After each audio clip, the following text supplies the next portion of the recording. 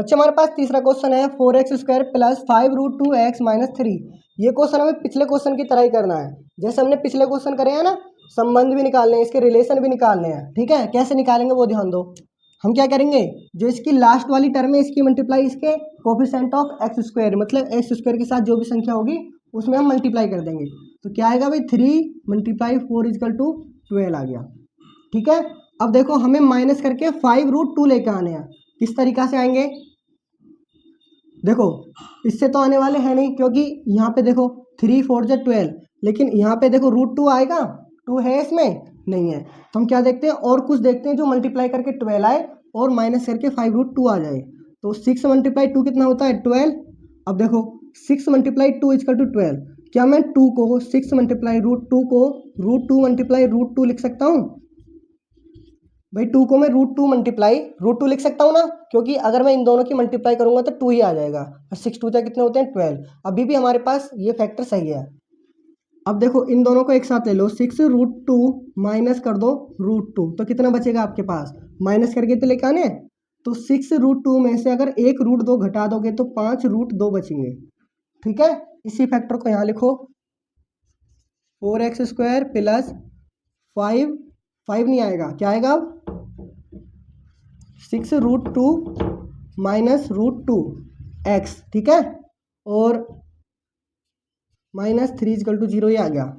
Multiply कर दो अंदर,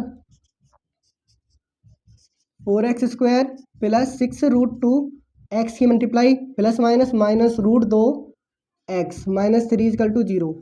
यहाँ तक कोई दिक्कत तो नहीं है।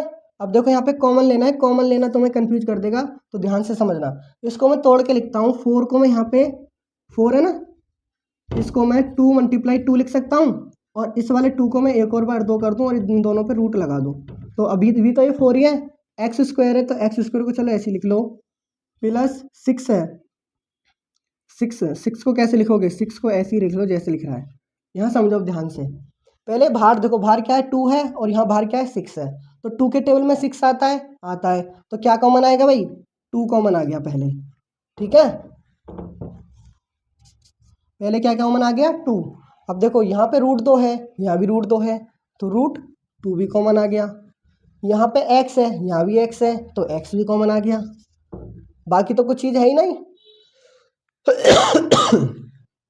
बचा क्या क्या, देखो यहाँ से 2 खत्म, ठीक है, √2 भी खत्म, ये इतना खत्म हो गया, और एक x है तो एक x खत्म हो गया, मतलब x² खत्म। तो क्या बचेगा, √2x बचेगा, √2x बचेगा प्लस अपनी जगह।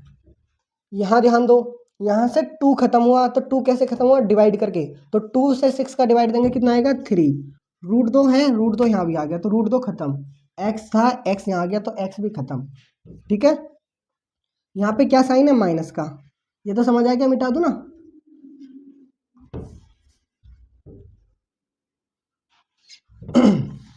इधर ध्यान दो, √2 यहाँ पे कोई संख्या है रूट की, नहीं है, तो यहाँ पे क्या कॉमन आएगा, कुछ भी कॉमन नहीं आने वाला, क्योंकि x यहाँ पे x भी नहीं है, तो क्या कॉमन आएगा, 1 √2x। अब देखो मैंने माइनस लिया, यहाँ पे माइनस माइनस क्या कर देगा इसको, +3। दोनों संख्या क्या होगी, ये दोनों संख्या सेम होगी ना।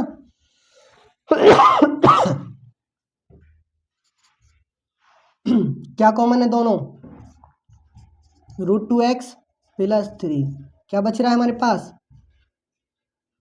2√2x - 1 = 0।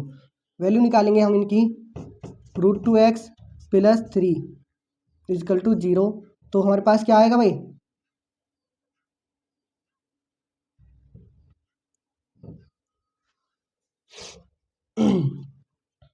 x का मान हो जाएगा -3/√2।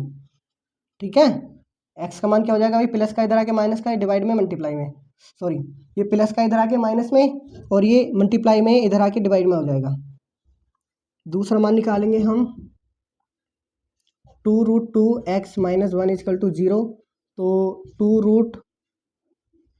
2√2x = 1, x का मान क्या आ जाएगा, 1/2√2। ठीक है, अब देखो क्या करेंगे हम,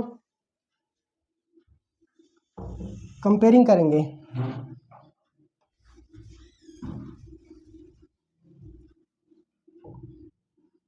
स्टूल ले ला, स्टूल या कुछ भी ले ला। कंपेयरिंग करेंगे भाई इसकी हम, देखो ये ए की वैल्यू है, ये बी की वैल्यू है और सी की वैल्यू है। तो डायरेक्ट लिख लो, ए की जो वैल्यू है वो कितनी आ जाएगी भाई 4, बी की वैल्यू कितनी आ जाएगी 5 रूट में 2 और सी की जो वैल्यू है वो कितनी आ जाएगी भाई -3 आ जाएगी। ठीक है, अब हम क्या करेंगे, पहला फॉर्मूला लगाएंगे alpha plus beta is equal to -b/a होता है। अल्फ़ा प्लस बीटा बराबर -b/a। तो अल्फ़ा की वैल्यू कितनी आई हमारे पास में -3/√2, -3/√2 रख दिया और प्लस साइन लगा दिया। बी की वैल्यू, बीटा की वैल्यू कितनी आई है, देखो इसको मान लो पहले, अल्फ़ा की वैल्यू कितनी है 3/√2 और ये वाली वैल्यू क्या होती है बीटा 1/2√2। अब करो, बीटा की वैल्यू कितनी है 1/2√2। बी की वैल्यू देखो, बी की वैल्यू है हमारे पास 5√2 प्लस में है तो ब्रैकेट की ज़रूरत ही नहीं है, 5√2। ए की वैल्यू कितनी है 4 -3/√2 प्लस 1/2√2 इजकल टू -5/5√2/4। अब देखो भाई यहाँ पे हम एलसीएम लेंगे तो एलसीएम क्या आएगा 2√2 कॉमन आएगा, क्योंकि देखो √2 यहाँ भी है, √2 यहाँ भी है, 2 अलग है तो क्या कॉमन आएगा बड़ा वाला 2√2 कॉमन आ गया। अब देखो यहाँ पे ध्यान से समझना, √2 में से हम √2 काट देंगे, क्या बचा 2, तो 2 की मल्टीप्लाई उसमें होगी जो ऊपर संख्या होगी, क्या है -3 तो क्या हो जाएगा -6। अब यहाँ देखो जो संख्या है इसका डिवाइड इसमें करा तो 1 आएगा और 1 की मल्टीप्लाई हम 1 में ही करेंगे तो क्या आएगा 1, या कितना -5/√2/4। 6 में से 1 जाएंगे कितने बचेंगे -5, नीचे कितने 2√2 इजकल टू -5√2/4। अब इसको दो तरीके से सॉल्व कर सकते हैं। पहले तरीका ये तो ये है, इसमें हम रेशनलाइज कर दो, -5/√2 इसकी मल्टीप्लाई √2 से ऊपर नीचे कर दो, √2 की मल्टीप्लाई ऊपर √2 की मल्टीप्लाई नीचे, काटेंगे तो 1 आएगा, 1 की मल्टीप्लाई कर सकते हैं हम। तो देखो 5 की मल्टीप्लाई √2 में करेंगे कितना आएगा -5√2, नीचे 2 और √2 की √2 में होगी तो कितना आएगा 2, 2 जा कितना हो जाएगा ये 4, या कितना -5√2/4। ये पहला हमारा फॉर्मूला प्रूफ हो गया कि LHS इक्वल टू क्या हो गया RHS। अब दूसरा फॉर्मूला बचा है, दूसरा फॉर्मूला देखो, चलो इधर ही ध्यान दो, दिख रहा है ना, दिख रहा है भाई। दूसरा फॉर्मूला होता है हमारे पास alpha into beta is equal to C/A। तो अल्फ़ा की जो वैल्यू है वो कितनी आई हमारे पास में -3/√2 आई है, -3/√2 आई है और मल्टीप्लाई करनी है हमें किसके साथ बीटा की वैल्यू, बीटा की वैल्यू क्या है 1/2√2, 1/2√2 इजकल टू सी की वैल्यू क्या है, सी की वैल्यू -3 है, ए की वैल्यू क्या है, ए की वैल्यू 4 है। देखो 3 की मल्टीप्लाई 1 में करेंगे तो क्या आएगा -3, अभी मैंने मल्टीप्लाई करी थी, √2 की मल्टीप्लाई √2 में करेंगे 2 और 2 बाहर है तो 2 2 जा 4। यहाँ भी लिख सकते हैं हम LHS इजकल टू RHS। ठीक है, तो हमारा जो दोनों फॉर्मूले प्रूफ हो चुके हैं, हमारा संबंध क्या हो गया, मतलब हमारा जो रिलेशन था इन दोनों के बीच में वो प्रूफ हो गया, ये दोनों रिलेशन है इन दोनों के। ठीक है, क्वेश्चन समझ में आ गया, तो वीडियो को ज़्यादा से ज़्यादा लाइक कर, प्रैक्टिस करनी है। y² -3/2√5y -5, ठीक है, इजकल टू 0। इसी तरीके से करना है। पहले थोड़ा सा मैं इसको सॉल्यूशन कर देता हूँ। y² माइनस, देखो नीचे क्या है 2 है, हमें क्या कर देंगे 2 से सब में मल्टीप्लाई कर देंगे, यहाँ से मल्टीप्लाई और 3/2 है, इसके साथ भी 2 की मल्टीप्लाई करेंगे, 2 × 3/2√5y -2 × 5, 0 के साथ भी 2 की मल्टीप्लाई, तो क्या हो जाएगा 2y², 3 से 3 खत्म, -3√5y -5 2 जा 10 इजकल टू 0। चलो और थोड़ा सा और तुम्हारी हेल्प कर देता हूँ। 10 की मल्टीप्लाई 2 में करेंगे कितना आएगा भाई 20 आएगा। ठीक है, अब हमें क्या करना है माइनस करके लेकर आना 3√5। देखो अगर मैं यहाँ पे 4 5 जा लिखूँ तो कितना होता है 20।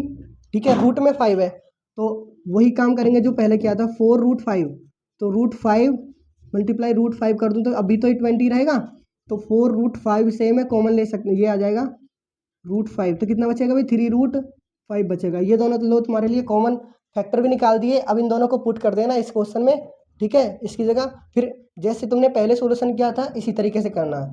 अगर क्वेश्चन नहीं हो तो मुझे कमेंट में ज़रूर बताना, इसका सोल्यूशन मैं तुम्हें प्रोवाइड करा दूंगा। ठीक है बच्चों, लिख लो। आज के लिए इतना ही काफ़ी है, बाकी हम कल करते हैं, ठीक है। और मुझे कमेंट में ज़रूर बताओ क्वेश्चन समझ में आ रहे हैं नहीं, आगे वीडियो बनानी चाहिए या नहीं। ये मेरा नया यूट्यूब चैनल है, तो बच्चों सपोर्ट करो और ज़्यादा से ज़्यादा शेयर करो सभी दोस्तों को अपने को, जो भी 10th क्लास में है और बोर्ड की तैयारी कर रहा है, जो भी 2026 में पेपर देगा, उनको ज़्यादा से ज़्यादा शेयर करो इसको, ठीक है। 10th क्लास के बच्चों को खासकर, और जो क्लास छोटे हैं 6 से लेकर 10th तक के जो बच्चे हैं उनको मैं बेसिक कराऊंगा, वो भी शॉर्ट वीडियो में, ठीक है। ठीक है।